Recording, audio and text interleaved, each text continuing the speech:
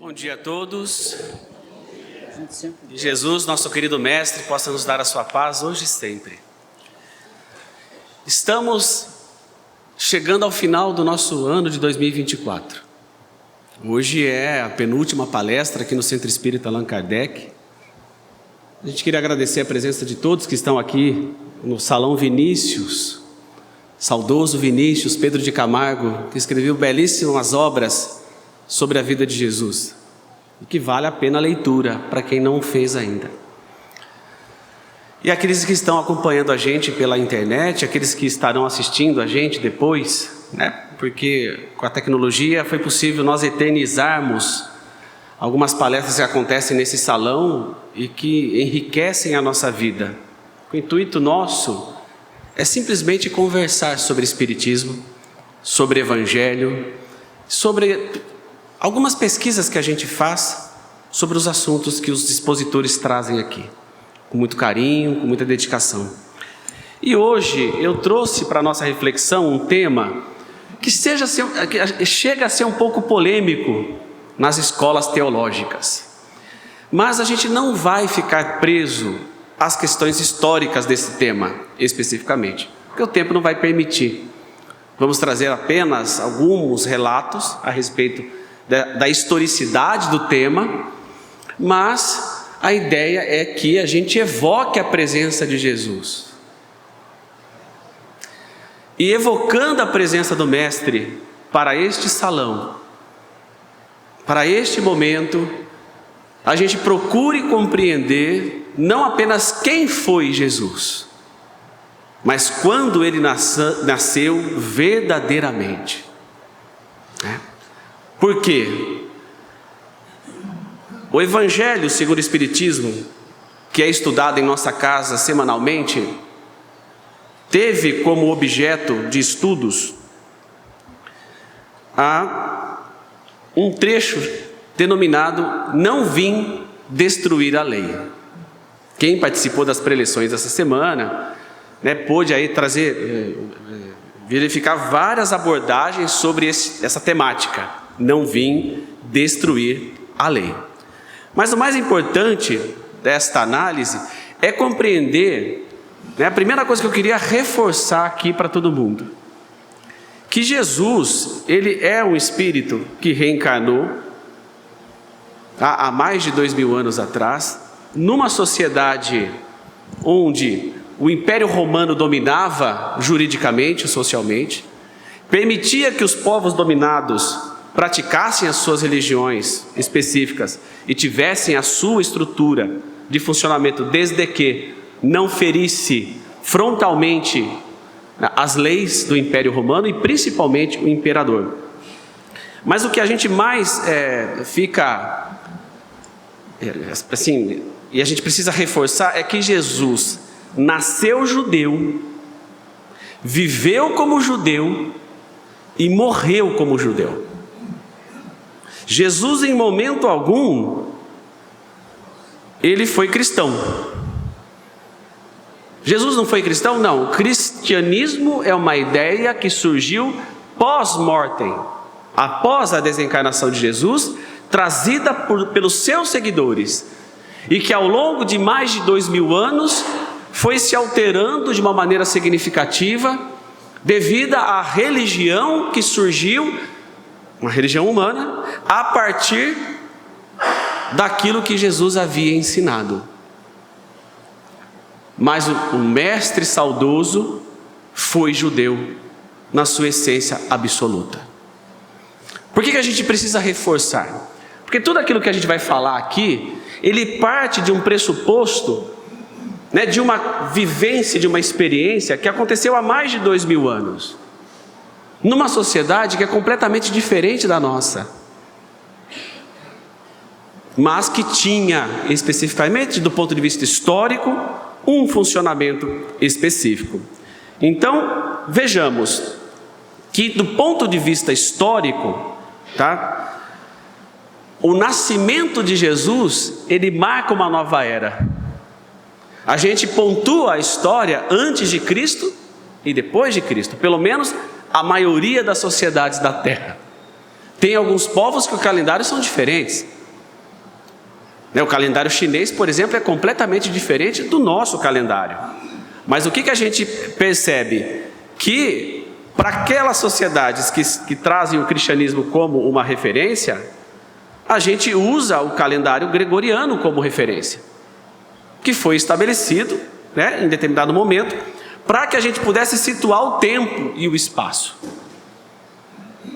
E socialmente a gente tem a data do dia 25 de dezembro, como o nascimento de Jesus. A Gladys carinhosamente fez essa referência, e nós efetivamente fazemos uma menção e uma lembrança no dia 25 de dezembro por uma questão cultural, por uma questão teológica, por uma convenção da nossa sociedade.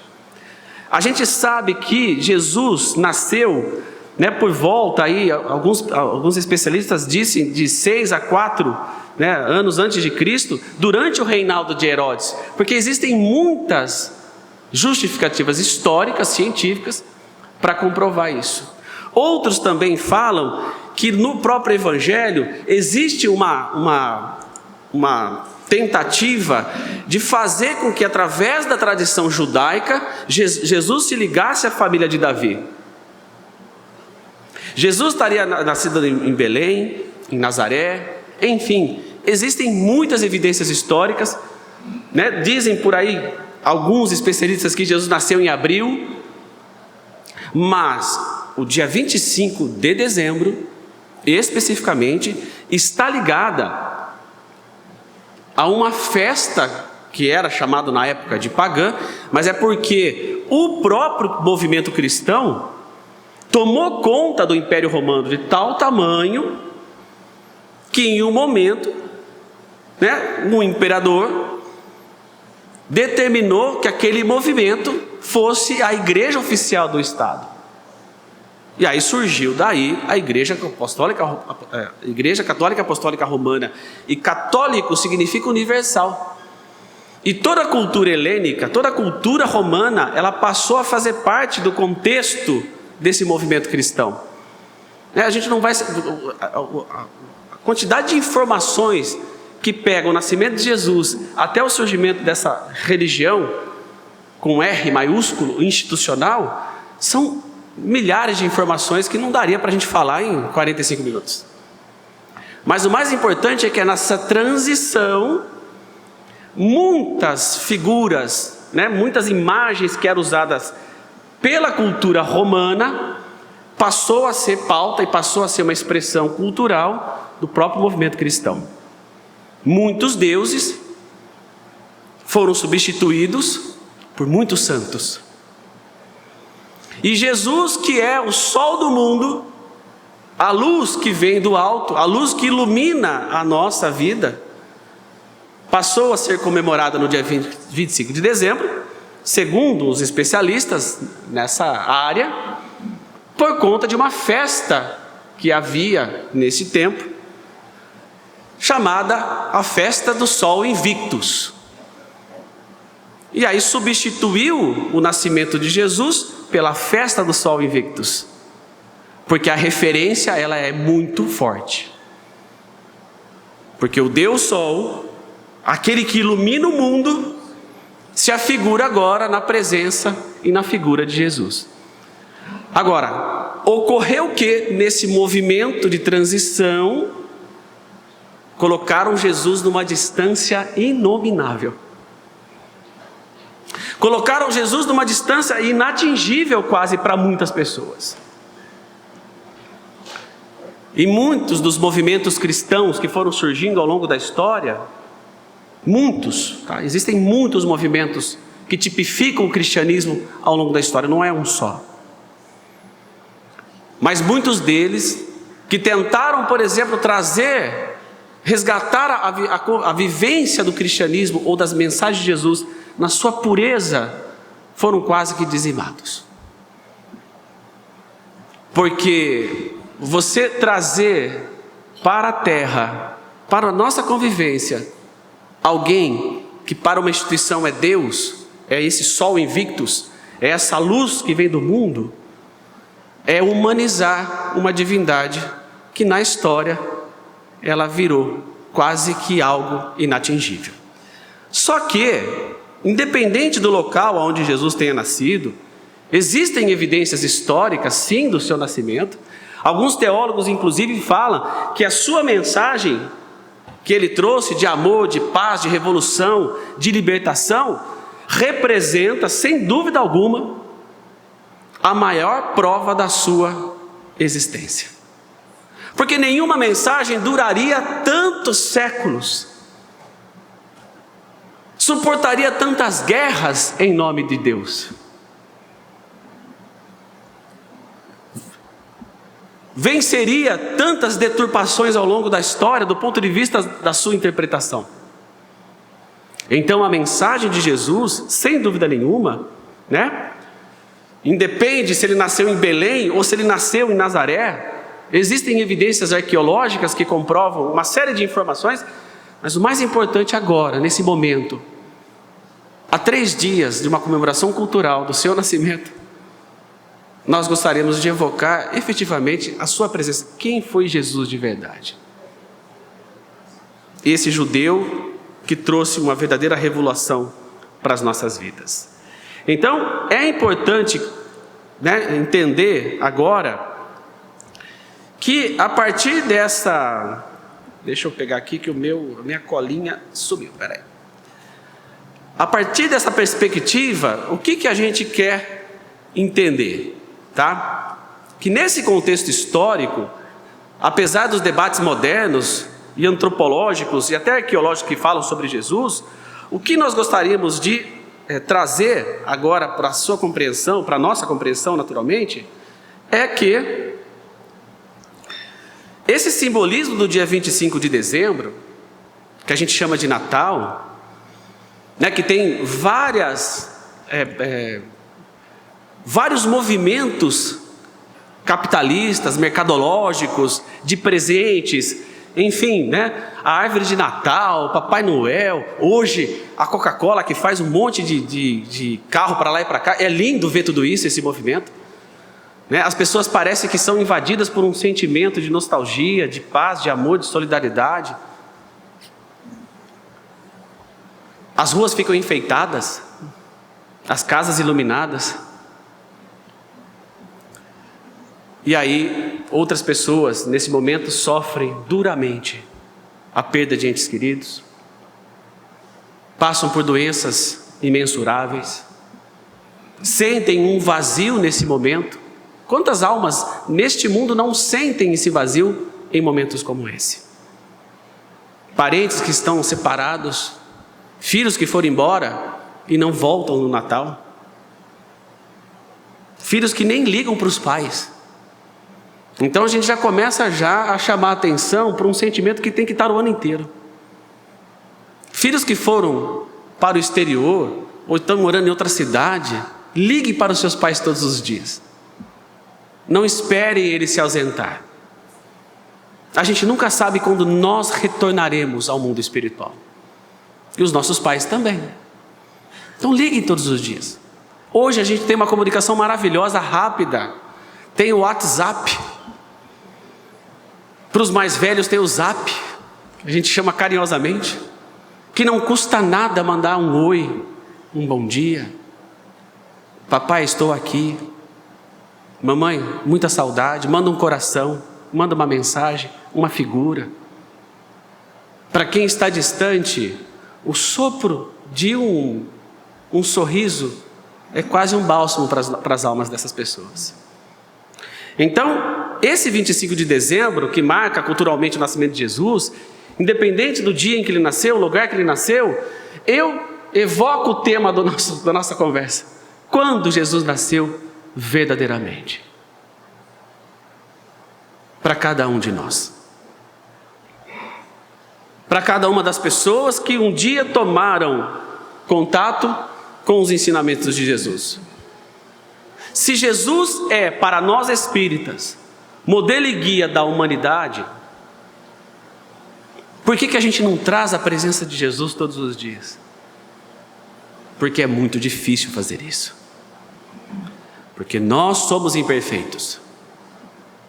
E a nossa imperfeição não permite que a gente aproxime Jesus de nós todos os dias.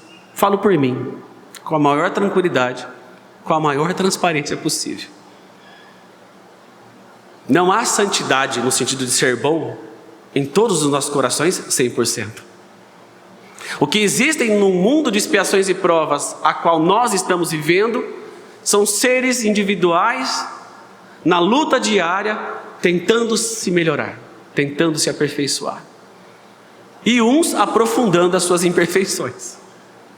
Que um dia, Deus sabe quando, haverá destas consciências, haverem de trazerem à baila as suas tribulações necessárias para o aprendizado. O que a gente precisa entender é que esse Jesus, ele veio trazer uma mensagem de paz, uma mensagem de esperança. E quando eu estava preparando essa conversa desta manhã, eu me recordei de uma das mensagens do livro Boa Nova, que é espetacular, que eu extraí um pequeno trecho de um dos capítulos desse livro, chamado As Primeiras Pregações. Porque a gente fica imaginando aquele Jesus que nasceu numa das representações físicas mais humildes que a gente possa imaginar. Existe uma mensagem na manjedoura de humildade. A gente sabe, do ponto de vista histórico, que Maria, José, teve a fuga por conta da perseguição do próprio Herodes. Teve, naturalmente, o censo que aconteceu naquele momento, historicamente registrado. E que por conta do censo, todos os lugares estavam cheios, e aí o único lugar que teve para Maria e José dormir foi a estrebaria.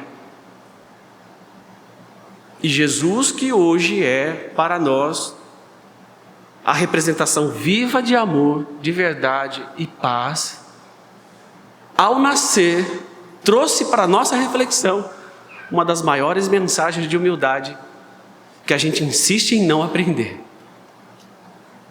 que é o desapego. Ele que poderia ter nascido nos palácios mais poderosos do mundo, nasceu numa estrebaria, numa manjedoura, ao lado dos animais da escala inferior. O que representa isso para nós hoje? Que esse renascimento que a gente tem que ter é aprender os valores reais da humildade, que vem do esforço que a gente tem que fazer em nos desprender das coisas. Não é fácil fazer isso. Acumular bens no mundo parece que é a meta de muita gente. Não há problema em ser previdente, não há. Mas não podemos ser escravos daquilo que é material. Porque, como eu sempre falo aqui, um dia todos nós iremos. E levaremos apenas as nossas experiências, aquilo que a gente vivenciou no campo da amizade, do amor e da experiência positiva. As nossas contas correntes ficarão, as nossas casas ficarão, os nossos carros ficarão, sítio, tudo que a gente tiver do ponto de vista material, ficarão. E a gente só leva, do ponto de vista da nossa consciência, aquilo que a gente construiu de sólido no campo do sentimento. E a gente tem que pensar ainda, e aí a gente tem que ter amor por aquilo que a gente tem, cuidar daquilo que a gente tem, mas não ser escravo deles. Porque um dia a gente vai embora. A gente entra em casa que a gente construiu com tanto suor, com tanta dificuldade, com tanta luta às vezes, e a gente tem que olhar que um dia, lá na frente, daqui a 50, 60, 80 anos, exatamente, às vezes um dia, outras pessoas estarão morando lá. Pessoas que eu nunca vi, pessoas que eu nunca convivi, que eu não conheço, que estarão correndo pelos quartos, pelos corredores, pela cozinha, por tudo aquilo que hoje é nosso. E aí Jesus, que é o príncipe do amor, nasce numa manjedoura. Então, a representação viva do Natal é o desprendimento, é o amor ao próximo, É a gente doar aquilo que nós temos de mais sagrado nas nossas vidas às vezes, que é o tempo, em benefício daqueles que a gente ama e em benefício daqueles que necessitam. E há tantas almas necessitadas neste mundo. E a gente tem que nos esforçar para isso. Quando eu me recordei do texto para trazer para vocês, das primeiras pregações, Emmanuel conta assim, que nos primeiros anos dos primeiros dias do ano 30, antes das gloriosas manifestações de Jesus, antes de Jesus, depois que Jesus foi visto, ali com Batista, no deserto triste da Judéia, ele se aventurou ao templo de Jerusalém. E nas portas, porque ele veio de Jericó a Jerusalém, nas portas do templo, ele foi notado por sacerdotes e pensadores ociosos. E entre eles estava Haná, aquele que seria o seu julgador no futuro. E ele, interessado por aquele singular judeu que estava ali, Jesus não havia ainda feito as suas pregações. Haná vira para aquele Galileu e diz: Galileu, que fazes na cidade? Passo por Jerusalém, disse Jesus, buscando a fundação do reino de Deus. E aí Haná vira para ele e diz assim, cético: reino de Deus? O que pensas tu venha a ser isso? Olha, colocando em xeque, E aí, olha a expressão que Jesus traz: esse reino é obra divina no coração dos homens. Se eu tivesse escutado isso, eu já ia ficar morrendo de vergonha, entrar embaixo da areia, ia ficar quietinho em algum parte do templo. Mas Haná não era assim. Ele diz: obra divina em tuas mãos, diminuindo aquele Galileu, com gargalhada de desprezo. Com que contas para levar avante essa difícil empresa? Haná continua: quais são os teus seguidores e companheiros? Acaso terás conquistado o apoio de algum príncipe desconhecido e ilustre para auxiliar-te na execução de teus planos? Jesus sabiamente virou para Haná e disse: meus companheiros hão de chegar de todos os lugares. E Haná vira para o mestre e diz: sim, os ignorantes e os tolos estão em toda parte na terra. Certamente que esse representará o material de tua edificação. Entretanto, propões-te realizar uma obra divina e já viste alguma estátua perfeita modelada em fragmentos de lama? Você vê que toda a tentativa dele é diminuir a presença de Jesus. Jesus vira para Haná e diz: sacerdote, nenhum mármore existe mais puro e mais formoso do que do sentimento. E nenhum cinzel é superior ao da boa vontade. Jesus usa duas expressões que era do cotidiano daquela época, dois elementos extremamente caros, para fazer uma relação material com aquilo que é espiritual. O mármore hoje é caro, imagina naquela época. O mármore só era usado em grandes castelos, em grandes lugares. E o cinzel era um elemento também usado para uma atividade extremamente importante. Então, Jesus coloca no grau de importância o sentimento e a boa vontade, que seria o material que ele usaria para levar adiante a sua missão. Que era fazer o quê? Implantar o reino de Deus no coração dos homens. E aí Jesus, terminando esta frase, aquele sacerdote fica impressionado com a resposta firme e inteligente do Messias. E ele continua: conhece Roma ou Atenas? Pela proximidade do povo judeu com Roma, pela paixão iminente que aconteceu da cultura romana, entre os judeus, porque eles se apaixonaram sim por aquela cultura.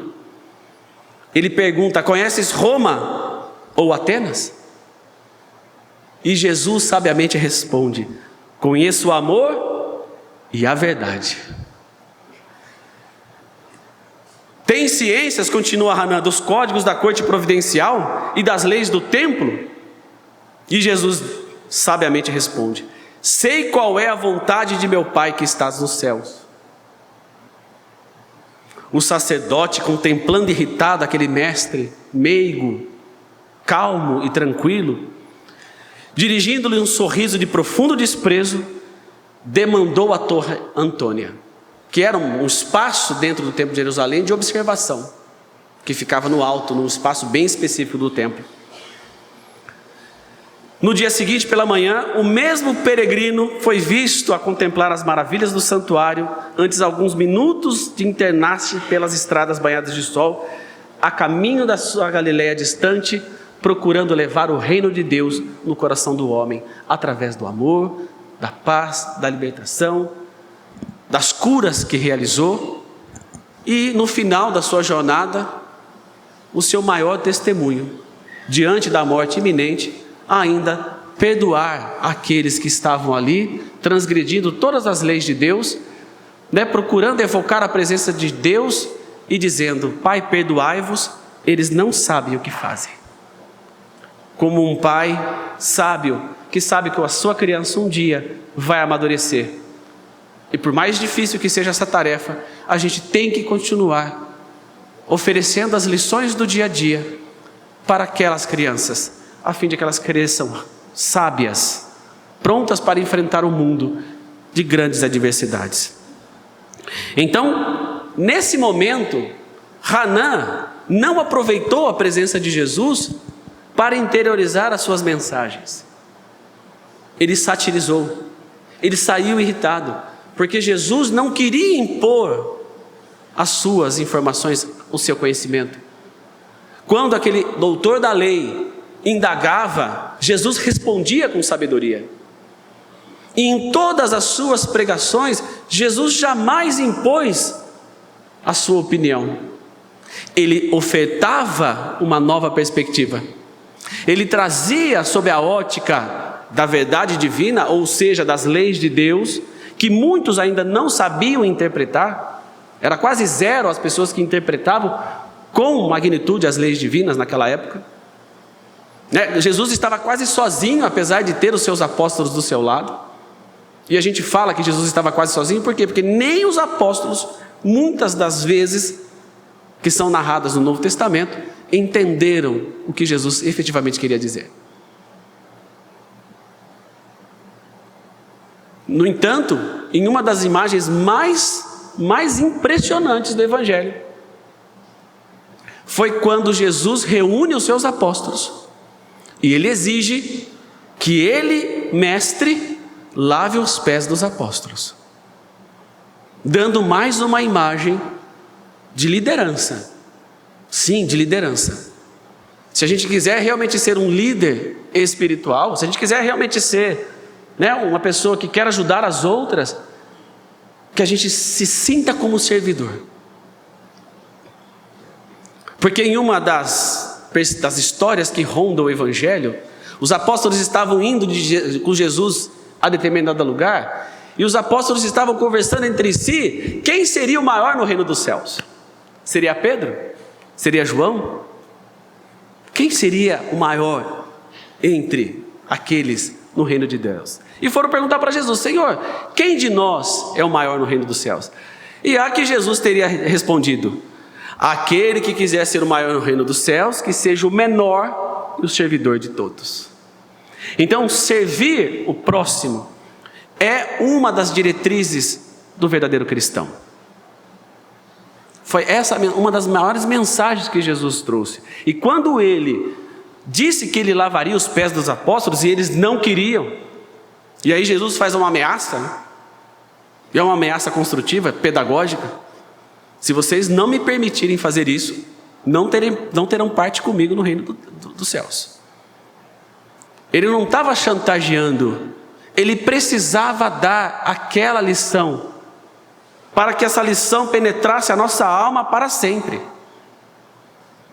E ele lavou os pés dos apóstolos, todos eles. Então aquele mestre se colocou naquele momento, no lugar de servidor, de servir o próximo. Então Jesus nasce naquele momento para aqueles apóstolos de uma maneira diferente. Porque Jesus, durante toda a sua pregação, ele não pregou com violência. Mas ele interpelou os vendedores do templo, sim, com energia, mas não com violência. E você interpelar alguém com energia e com força da sua moralidade, porque Jesus tinha essa capacidade. Espíritos não tão elevados, ou do ponto de vista material mesmo, que conviveram com a gente já sentia a presença. A gente já sente a presença de espíritos mais elevados moralmente, a gente se sente envergonhado. Quando a gente faz alguma coisa errada, e vem alguém que é muito melhor moralmente que a gente, e fala: Sandro, o que você fez, meu filho? A gente quer entrar debaixo da terra, de vergonha. E é um espírito que não é tão elevado, não é um espírito puro. Então, nesse momento, aqueles apóstolos tiveram uma visão de Jesus como aquele que serve. E que é o caminho que todo cristão tem que seguir. Então não há movimento cristão que não deva se pautar pela tolerância. Aquele movimento cristão que não é tolerante, não é cristão. Aquela igreja que não segue Jesus, esse Jesus que lavou os pés dos apóstolos, que dedicou a sua vida às pessoas de má vida, e era chamado de uma pessoa de má vida porque andava com as pessoas sofredoras, que viveu no meio do povo sofredor, que não teve uma casa em seu nome, não teve um castelo, não teve um dinheiro, não teve poupança, mas que deixou para nós a maior mensagem de amor e libertação, que até hoje a gente estuda e muitas vezes não entende. Então eu pergunto, para aqueles apóstolos que tiveram experiências incomparáveis com Jesus, quando Jesus nasceu para cada um deles? E aí a gente resgatou uma relíquia escrita por Pedro de Camargo, Vinícius, as lições do mestre. E aí eu peguei só um trecho dessa mensagem para falar para vocês aqui com muito carinho, muito desprendimento, dessas pessoas que andavam com Jesus e que também não eram só os seus seguidores. No momento em que eles se depararam com o mestre e, envolvidos por aquele sentimento das suas pregações, tiveram a oportunidade de escolher um caminho para as suas vidas. E quando a gente evoca esta obra de Vinícius em torno do mestre, ele diz para nós perguntarmos a Paulo onde e quando Jesus nasceu. E Paulo certamente responderia: foi na estrada de Damasco, quando eu, então intolerante e fanatizado por uma causa inglória, me vi envolvido na sua divina luz. Dali por diante já não sou eu mais quem vive, mas o Cristo que vive em mim. Se indagarmos a Madalena onde e quando Jesus nasceu, ela certamente informaria: Jesus nasceu em Betânia, certa vez em que sua voz ungida de pureza e santidade despertou em mim a sensação de uma vida nova, com a qual até então jamais sonhara. Se perguntarmos a Pedro, sim, aquele que negou Jesus 3 vezes e que Jesus já havia profetizado que isso aconteceria, e ele, na sua pureza, na sua grandeza: jamais, Senhor, jamais eu faria isso. Pedro, tu me amas? Claro que amo, Senhor. E Jesus diz novamente: Pedro, tu me amas? Sim, Senhor, eu amo. E Jesus pergunta novamente: Pedro, tu me amas? Acho que Pedro já estava chorando já, Porque imagina Jesus perguntando 3 vezes. Sim, Senhor, eu amo. Ah, Pedro, antes do galo cantar, pela terceira vez, você há de negar a minha existência. Estou aqui contando ao sabor do momento. Se perguntarmos a este Pedro que recebeu de Jesus esta linda lição, ele teria naturalmente respondido o seguinte: Jesus nasceu para mim no átrio do Pátio de Pilatos, no momento em que o galo, cantando pela terceira vez, acordou minha consciência para a verdadeira vida. Daí por diante nunca mais vacilei, nos potentados do século, quando me era dado defender a justiça e proclamar a verdade, pois a força e o poder do Cristo constituíram elementos integrantes do meu próprio ser. Foi quando ele viu efetivamente que ele havia fraquejado. Ele teve uma fraqueza como todos nós podemos ter. Mas na percepção muda completamente a sua percepção de vida. E ele, sem dúvida nenhuma, foi um dos grandes apóstolos que levaram a mensagem de Jesus para frente. Se perguntarmos a João Evangelista, ele provavelmente diria, que o mestre nasceu no dia em que o meu entendimento, iluminado pela sua divina graça, me fez saber que Deus é amor. Porque nos 4 evangelhos que a gente estuda no Novo Testamento, o único evangelista que refere-se a Deus como o amor, que é o maior sentimento que a gente possa desenvolver nesta vida, foi João Evangelista. Foi ele que interpretou a vivência do amor como uma expressão direta de Deus.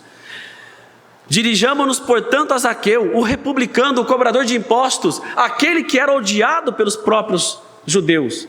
Porque o republicano não era bem visto pelo povo, porque era a pessoa que cobrava os impostos de Roma. Se eu puder dizer do dia que Jesus nasceu para mim, eu diria: Jesus nasceu em Jericó, numa esplêndida manhã de sol, quando eu, ansioso por conhecê-lo, subi numa árvore à beira do caminho por onde ele passava, contentando-me com o ver de longe. Eis que ele, amorável e bom, acena-me dizendo: Zaqueu, desce, importa que me hospede contigo.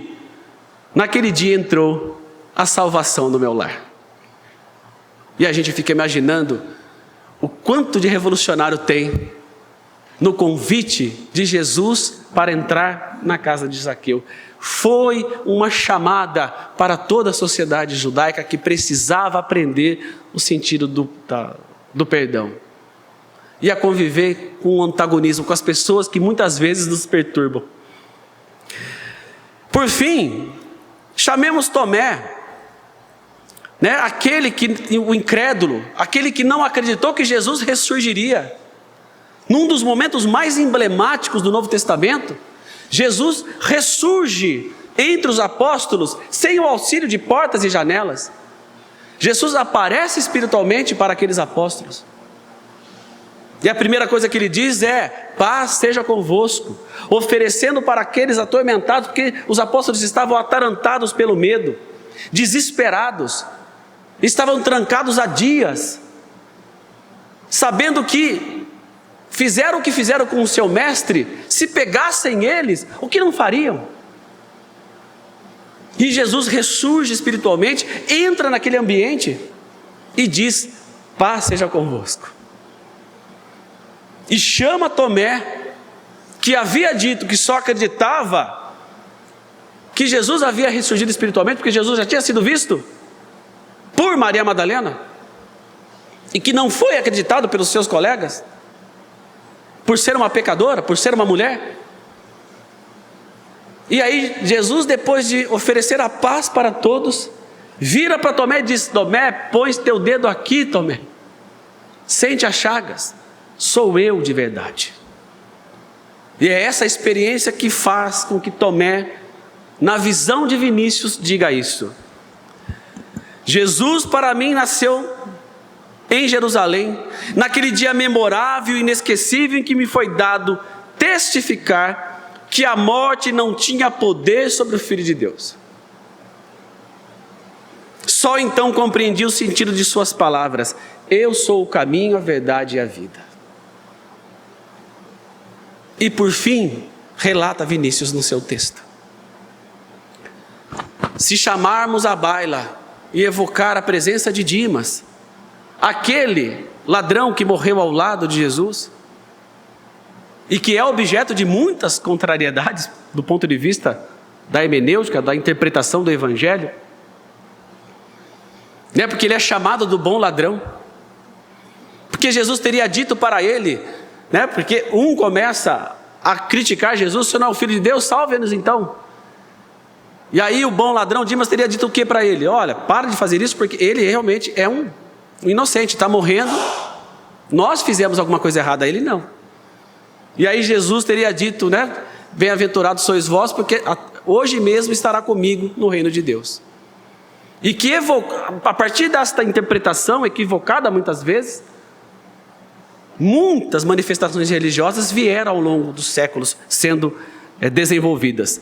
Mas se nós evocarmos Dimas e perguntássemos para ele, segundo Vinícius, ele teria dito que Jesus nasceu no topo do Calvário, precisamente quando a cegueira e a maldade humana supunham aniquilá-lo para sempre. Dali ele me dirigiu um olhar repassando de piedade e de ternura, que me fez esquecer todas as misérias desse mundo e verificar as delícias do paraíso. Desde logo sentiu em mim e eu nele, porque naquele momento Jesus dava para ele o seguinte: em breve, hoje mesmo, né, estará comigo no reino dos céus. Porque do ponto de vista espírita a gente entende isso com maneira mais aprofundada, que em todo processo de erro há o arrependimento, há a dor do arrependimento, mas para haver arrependimento há a necessidade de nós efetivamente assumirmos que houve um erro. Depois do arrependimento vem sim, né, a expiação, vem as dores que evocam o erro que nós cometemos, e depois vem, por último processo, a reparação. Então todo o processo de equilíbrio dos nossos erros tem essa metodologia que o Espiritismo nos ensina, e lá no Calvário, de sua forma singela, Jesus já havia naturalmente ensinado Jesus. Então Paulo teve seu encontro com a luz divina, Madalena ouviu a voz de Jesus, Pedro o cântico do galo que mexeu com a sua alma, João o Evangelista entendeu que Deus é amor, Zaqueu desceu da árvore para receber o mestre, Tomé, né, compreendeu que Jesus venceu a morte, e Dimas a promessa de um futuro mais estável, mais equilibrado, né? Um paraíso para as suas dores. Então todos esses personagens representam para nós, do ponto de vista histórico, uma grande transformação. E existem nas histórias adjacentes ao próprio Evangelho grandes almas que foram dedicar a sua vida ao semelhante. Muitos foram cristãos sem serem cristãos verdadeiramente. Não seguiram o movimento cristão, mas na forma de agir eram verdadeiros discípulos de Jesus. Então, né, o que dizer, por exemplo, de Mahatma Gandhi? Não há como não falar dessa mensagem de Jesus para o Natal sem nos recordarmos de Gandhi, que teve uma vida difícil, de muitas lutas. Ele também cometeu muitos erros.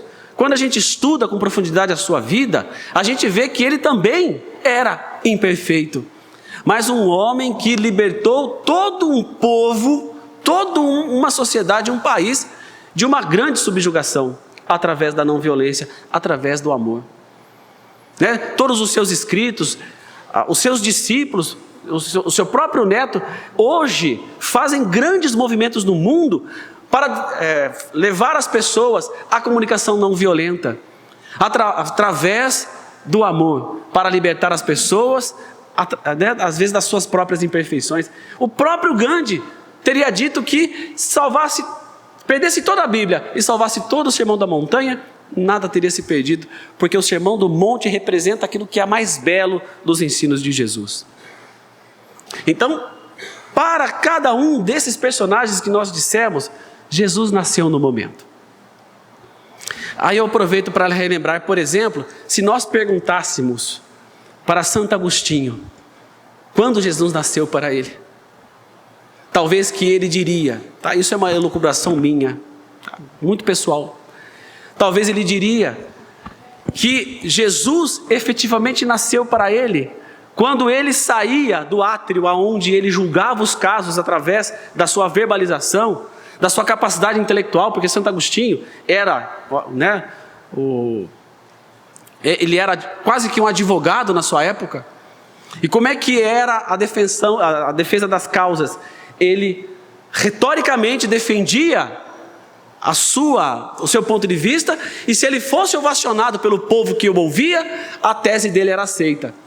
E certa vez ele estava defendendo um homem que fora acusado de, numa palavra mais moderna, feminicídio, de tentativa de feminicídio. Ou seja, este homem tentou assassinar a sua esposa, e ele estava sendo julgado por tentativa.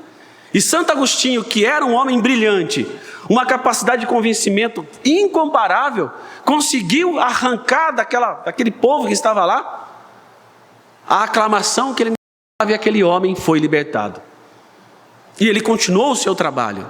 Meses depois, um jovem, um menino, apareceu ali nas escadarias daquele átrio, daquele espaço,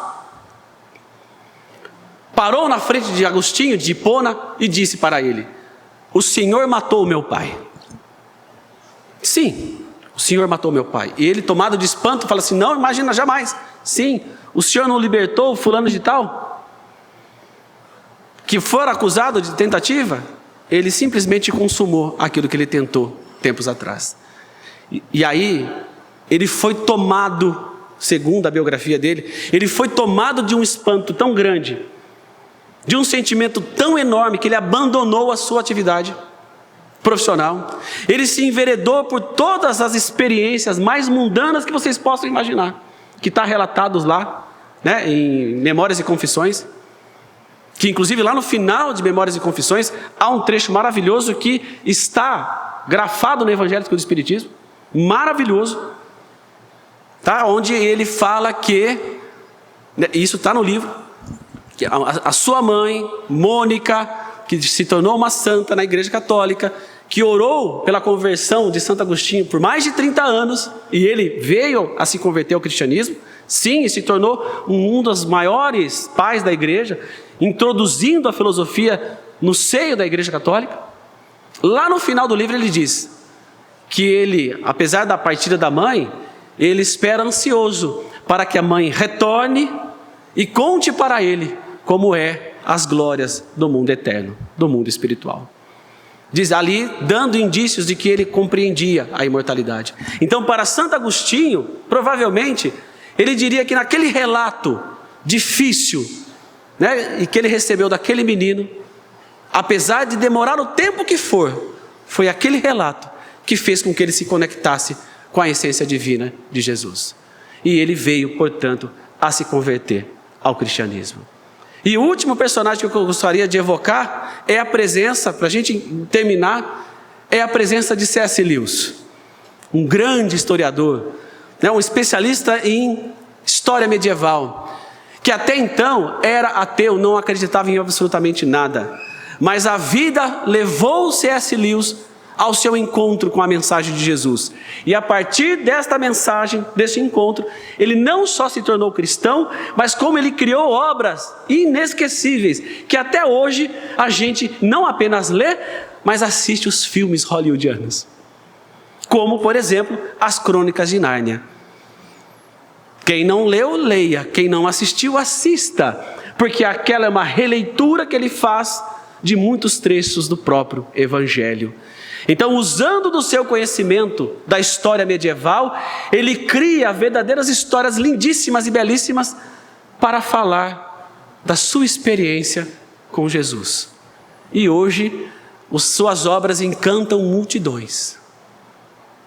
Passam-se gerações e a gente continua lendo as obras de C.S. Lewis, inspiradas na sua conversão ao cristianismo.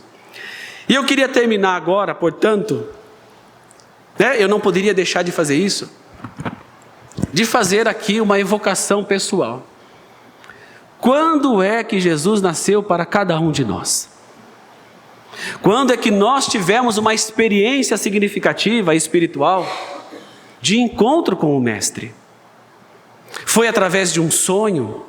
Foi através de uma igreja? Foi através de um centro espírita?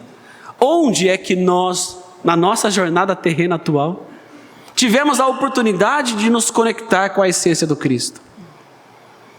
Nós precisamos sempre nos lembrar disso, porque nós estamos sempre nos conectando com a essência do Cristo, quando nós, por exemplo, estendemos a mão a quem precisa. Quem não tem uma lágrima secreta? Quem não tem uma luta íntima que não precisa ser acompanhada? Quem não precisa de um abraço? Quem não precisa de um alimento? Dia 24, um grupo de amigos, eles saem às ruas, ofertando a muitas pessoas em situação de rua, não apenas o alimento, necessários à subsistência dos seus corpos, mas o sentimento de amor que Jesus nos ensinou. Então, esses amigos espíritas que fazem esse trabalho, que é realmente glorioso, eles se preparam o ano todo, fazem outras atividades durante o ano, claro, mas essa atividade em si é especial, porque todos estão envoltos em sentimentos de amor, de doação, de fraternidade, que é um chamado que Jesus faz para nós todos os dias. Como é que a gente pode fazer com que Jesus nasça para nós hoje? Como é que a gente vai fazer com que Jesus nasça todos os dias em 2025? Para cada um de nós. Como é que a gente pode naturalmente desenvolver atos de amor durante as nossas experiências, a fim de evocar a presença de Jesus para as nossas vidas? Penso eu, com muito carinho, que a imagem do quarto sábio, que foi registrada num belíssimo filme que eu assisti em um determinado Natal, que eu estava sozinho, e aí está disponível no YouTube para quem quiser assistir, chama O Quarto Sábio, que ele faz uma referência aos 3 reis magos, que também é um mito, é um mito, sem dúvida nenhuma, e o tempo não vai permitir que a gente fale sobre isso, mas é um mito. Mas o quarto rei sábio, esse quarto mago sábio, o que ele conta a história? Rapidinho, para a gente encerrar, para não dar spoiler para vocês. Mas é a história de um desses sábios que olham a estrela que anunciaria a vinda do Messias, e ele passa a vida inteira, mais de 30 anos no filme, procurando Jesus. E ele só encontra Jesus no final da vida dele. E Jesus, naquele momento, dá apenas um ensinamento para ele. Porque ele, no seu sofrimento, na sua dor, ele foi ofertar presentes caros. E ao longo de toda a sua vida, ele foi doando tudo isso para as pessoas necessitadas. E a gente termina a nossa conversa de hoje falando que Jesus falou para esse sábio, e que está gravado no Evangelho. Quando destes o que comer para aqueles que necessitavam, você deste a mim. Quando você vestiu aqueles que sentiam frio, você também me vestiu. Ou seja, toda vez que você estendeu a sua mão, a sua vida, a sua dedicação a um outro semelhante que necessitava, eu estava ali presente. E é essa mensagem que nós gostaríamos de deixar. Que na quarta-feira a gente proclame o amor, a fraternidade e a convivência equilibrada entre todos nós. E que Jesus esteja presente em nossas vidas hoje e sempre. Obrigado.